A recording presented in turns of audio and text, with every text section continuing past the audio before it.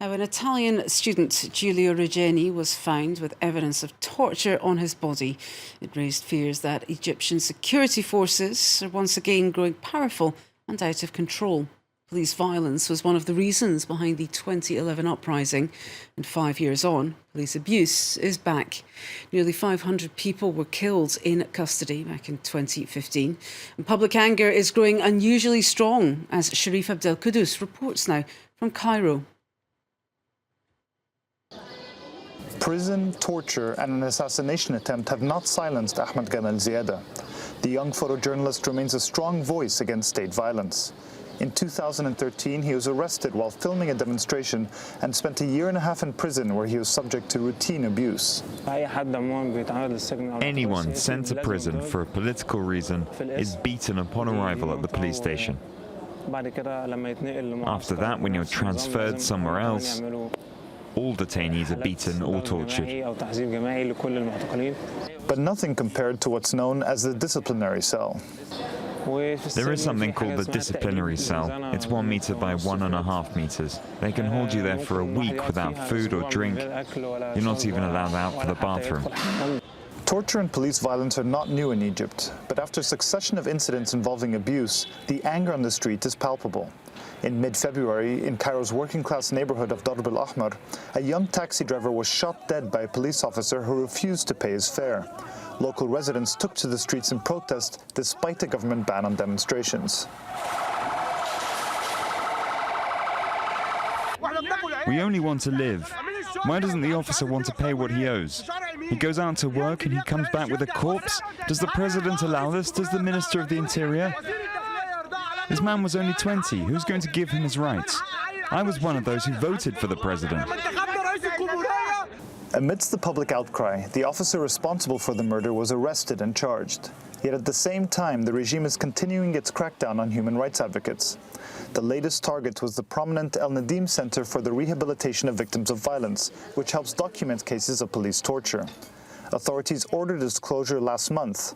The employees are still there, but the center is not receiving any patients.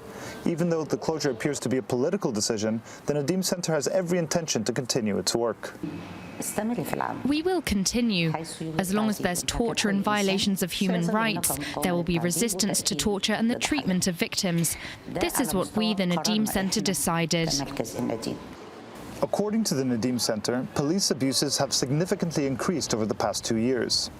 While this violence is all too common for Egyptians, it reverberated around the world with the murder of Italian student Giulio Regeni.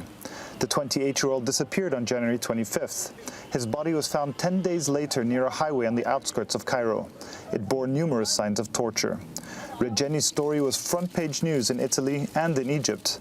In Cairo, activists gathered outside the Italian consulate in a show of solidarity, and they did not shy away from blaming the regime for the young Italian's murder. It's very important for us to say that we believe Giulio is one of us and he's been killed as one of us and like one of us, with all the forced disappearances and the killings that have been taking place in the past and unfortunately will continue to take place. It's important to say that you were not very happy about Pinochet, and Pinochet did not do as much as al-Sisi is doing. Despite the denials by the Egyptian government, which is pointing the finger at criminal elements, many are convinced of the culpability of the security forces. The Italian student was researching independent labor movements, a sensitive issue according to this reporter closely following the investigation.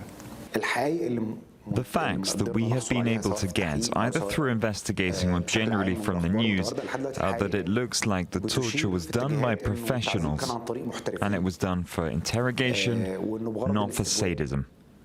It was interrogation, and usually the people torturing for interrogation purposes are from the security services.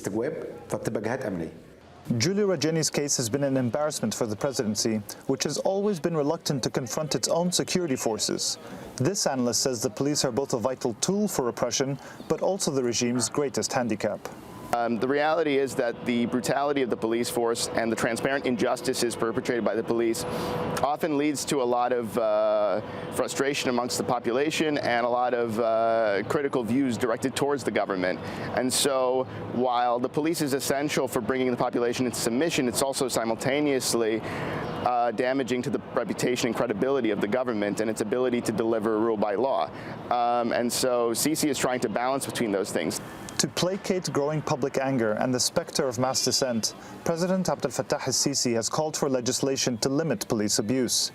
Yet in a state where the police are among the worst violators of the law, few expect this to solve anything.